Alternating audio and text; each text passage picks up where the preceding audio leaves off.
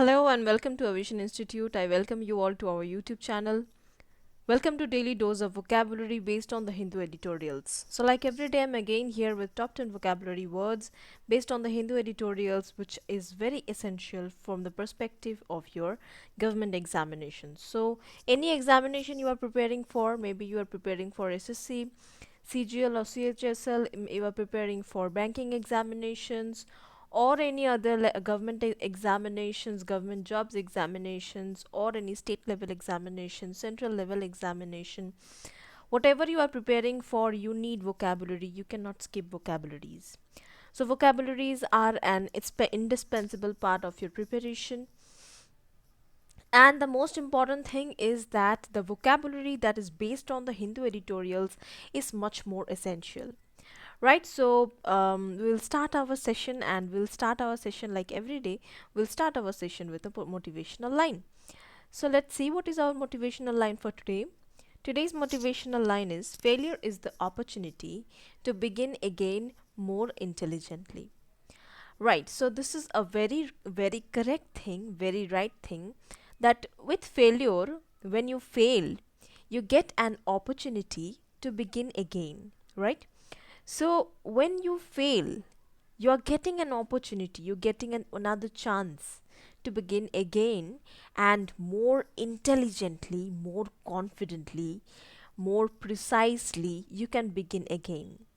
You can learn from your mistakes and begin again more confidently, more intelligently, and you can make sure that you are not going to make those mistakes once again. Right? So failure is we should take failure as an opportunity. Right? So with this motivation for today, let us start our session. Let us see what is our first word. Our first word for today, our first vocab is in is vest. Okay, what is it? Our first vocab is vest. Vest is a verb.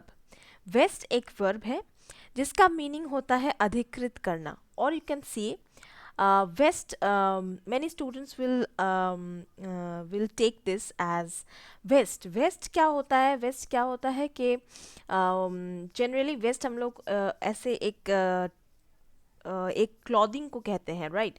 What is waste?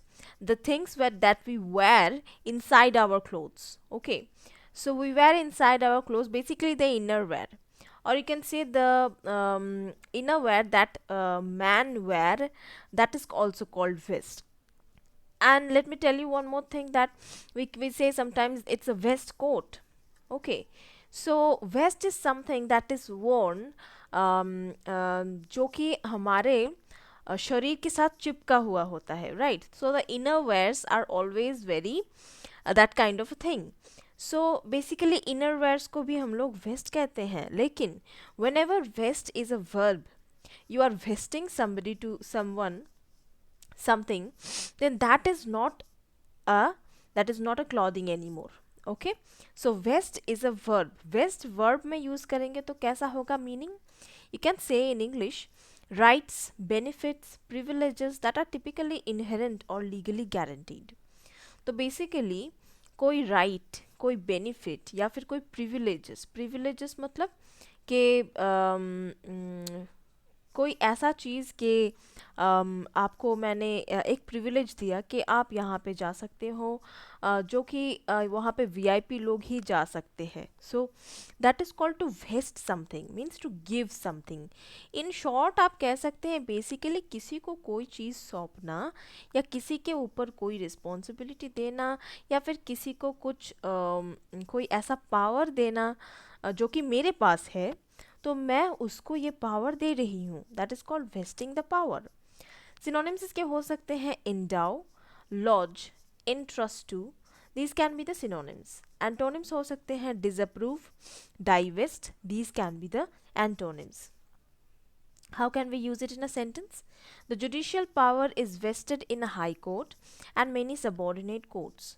तो judicial power जो है means जज का जो power है, that is vested in high court and many subordinate courts.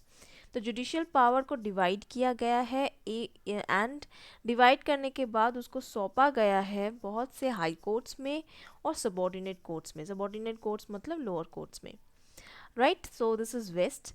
Our next word is contest. Contest ये भी बहुत ईजी सा वर्ड है। कॉन्टेस्ट जो है ये एक नाउन है जिसका मीनिंग होता है संघर्ष करना। Contest means any contest or any part where we participate any competition, that is called contest. An event in which people compete for supremacy in a sport or other activity or in quality. तो supremacy होने के लिए मतलब जीतने के लिए जहाँ पे कुछ लोग compete करते हैं एक दूसरे से, मतलब मारपीट करते हैं जीतने के लिए। ये कोई स्पोर्ट में भी हो सकता है, कुछ ऐसे अलग एक्टिविटी भी हो सकता है। That is called contest. Synonyms इसके हो सकते हैं competition, dispute, challenge, fight. Antonyms हो सकते हैं कोलैबोरेट, कॉन्कॉर्ड, सपोर्ट, कॉम्प्रोमाइज, ये सारे हो सकते हैं एंटोनिम्स। सेंटेंस में कैसे यूज करें? The contest was too one sided to be exciting. तो ये कॉन्टेस्ट जो है मतलब ये कंपटीशन जो है इतना वन साइडेड था, मतलब इतना ही इस कंपटीशन में इतना ही सब वन साइडेड था, मतलब यहाँ पे सब कुछ ये किया गया था कि इसी को जिताया जाएगा, ये पहले से तय था। Alright, so this was pre decided. So competition या कॉन्टेस्ट इतना वन साइडेड था, मतलब एक प्लेयर के तरफ थोड़ा ज़्यादा सब कोई इस प्लेयर को थोड़ा ज़्यादा ये मिल रहा था कि इसको माफ़ कर दिया, इसको आउट नहीं किया, right. So that is called one sided kind of a thing. So that is why it was not exciting. इतना एक्साइटिंग नहीं था कॉन्टेस्ट, क्योंकि कॉन्टेस्ट बहुत ही ज़्यादा वन साइडेड था। नेक्स्ट वर्ड क्या है? नेक्स्ट वर्ड है रेट्रोग्रेड। रेट्रोग्रेड एक एडजेक्टिव है जिसका मीनिंग होता है प्रतिगामी, और यू कैन से डायरेक्टेड और मूविंग बैकवर्ड्स। रेट्रोग्रेड का मीनिंग होता है कि पीछे जाना, राइट, मतलब आगे नहीं जाके पीछे जाना, that is moving backwards. Synonyms इसके हो सकते हैं रिवर्स, रीअरवर्ड, रियरवर्ड, रिग्रेसिव, डाउनहिल। एंटोनिम्स हो सकता है प्रोग्रेस, एडवांस, मॉडर्न, ये सारे ऑपोजिट वर्ड्स हो सकते हैं। सेंटेंस में कैसे यूज करें इसको? The disease produces a retrograde process which weakens normally healthy muscles. तो डिजीज, ये जो डिजीज है इससे क्या होता है? प्रोड्यूसेस अ रेट्रोग्रेड प्रोसेस। इससे होता है कि ये शरीर में प्रोसेस को, मतलब जो नॉर्मल प्रोसेस है उसको थोड़ा स्लो कर देता है, और ये प्रोसेस जो है ये पीछे जाने लगता है, right. So that is called a retrograde process which weakens normally healthy muscles. तो हमारे जो नॉर्मली जो मसल्स है वो हेल्दी मसल्स होते हैं, वो वीक हो जाते हैं इस रेट्रोग्रेड प्रोसेस की वजह से। Okay, so this is our first idiomatic expression for today. What is our first idiom? ये एक क्लॉथिंग इडियम है। क्या है ये? Put on one's thinking cap. तो किसी का थिंकिंग कैप पहन लेना, right. Put on one's thinking cap, इसका मीनिंग क्या होता है? टू थिंक डीपली, बहुत डीपली सोचना। To analyse something from all possible aspects. तो सारे तरफ से एक चीज़ को सोचना, एनालाइज करना, right, that is called put on one's thinking cap. Sentence में कैसे यूज करें इसको? When we have a problem, we should put on our thinking cap so we can come up with clever solutions. तो जब भी हम कोई problem में फंसे हुए हो, हमें हमारे थिंकिंग कैप को पहन लेना चाहिए, so we can come up with clever solutions, ताकि हम लोग क्लेवर सोल्यूशंस निकाल सके, right. That is called put on one's thinking cap. What is our next word? Let's see, our next word is embark. Embark एक verb है जिसका meaning होता है प्रारंभ करना, और you can see begin a course of action. Okay, begin a course of action, that is called embark. Synonyms इसके हो सकते हैं start, commence, launch, ये सारे synonyms हो सकते हैं। opposite words हो सकते हैं disembark, end या फिर finish। sentence में कैसे यूज करें? On their anniversary, my parents will embark on a trip around the world. तो मेरे पेरेंट्स के जो एनिवर्सरी में वो लोग embark करेंगे on a trip around the world. So they will, my parents will embark on a trip around the world. Alright, so what is it? Embark on a trip means they will start a trip and they will move around the world, right? What is our next word? Our next word is overturn. Overturn is a verb. Overturn एक verb है जिसका meaning होता है नष्ट करना. और you can say in English abolish, invalidate, reverse, or you can say reverse a previous system, decision or situation. All right, so this is called overturn. Synonyms can be overthrow, upset, reverse. These can be the similar words. Antonyms इसके हो सकते हैं build, allow, permit. ये सारे opposite words हो सकते हैं. Sentence में कैसे यूज करें? He accused his opponents of wanting to overturn the government. तो उसने अपने ओपोनेंट्स को, मतलब उसके अगेंस्ट का जो पार्टी है उसको अक्यूज़ किया.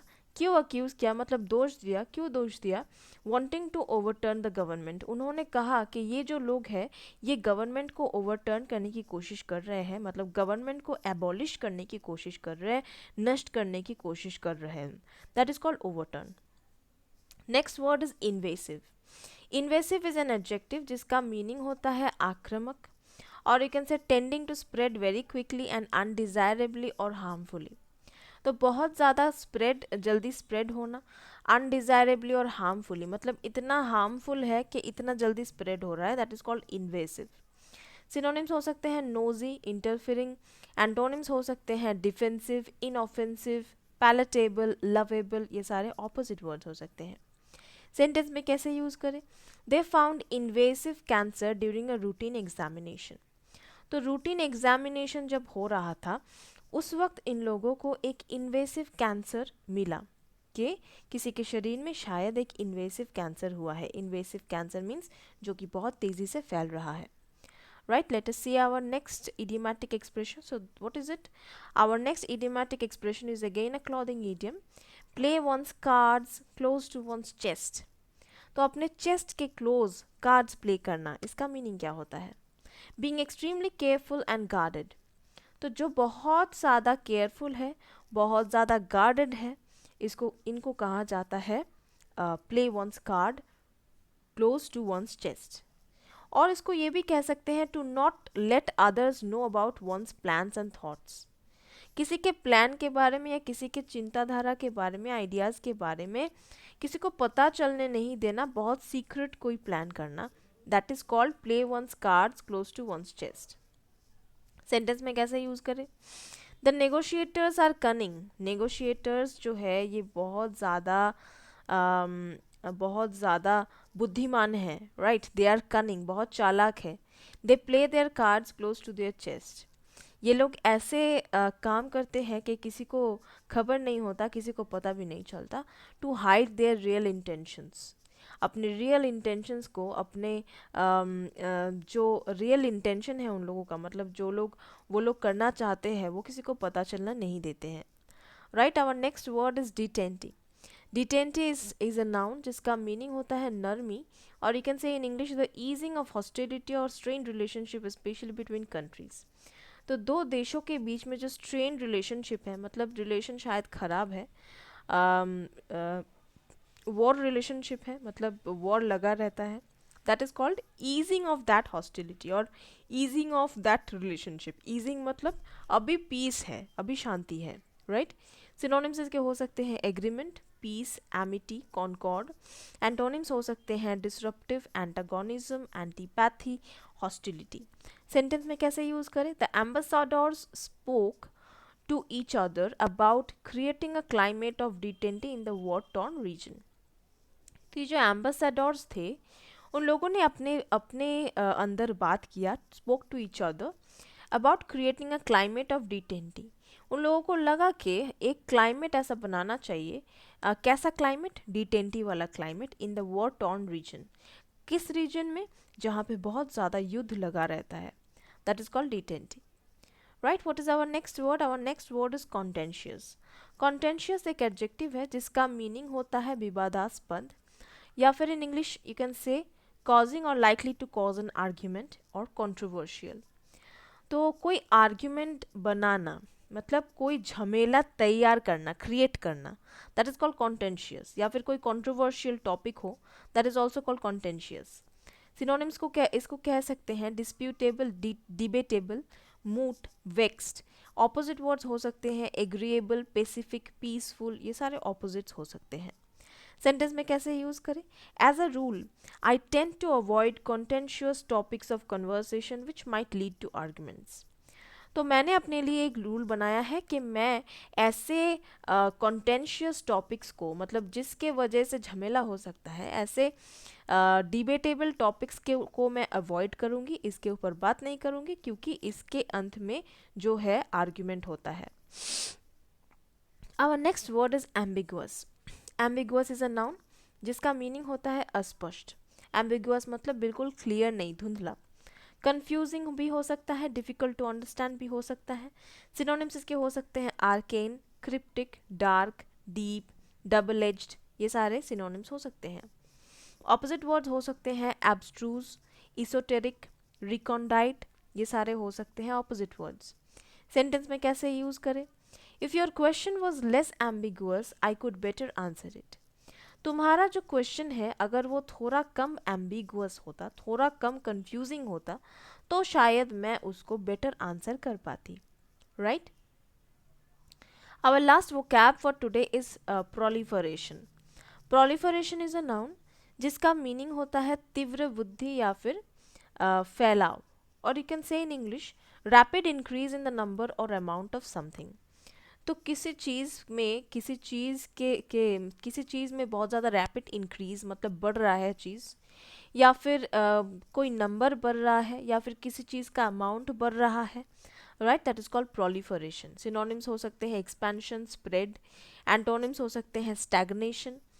सेंटेंस में कैसे यूज करें? At his appointment the doctor explain that proliferation of the tumour leads it to grow rapidly. तो डॉक्टर ने ये एक्सप्लेन किया कि ट्यूमर का अगर प्रोलिफरेशन हो, ट्यूमर का प्रोलिफरेशन मीन्स ट्यूमर अगर एक्सपैंड हो, तो उसका टेंडेंसी ये होता है कि वो बहुत जल्दी ग्रो करता है, रैपिडली ग्रो करता है, मतलब बहुत जल्दी ग्रो करता है। So proliferation of tumour means expansion of the tumor, all right? That means increase in the amount or increase in the size.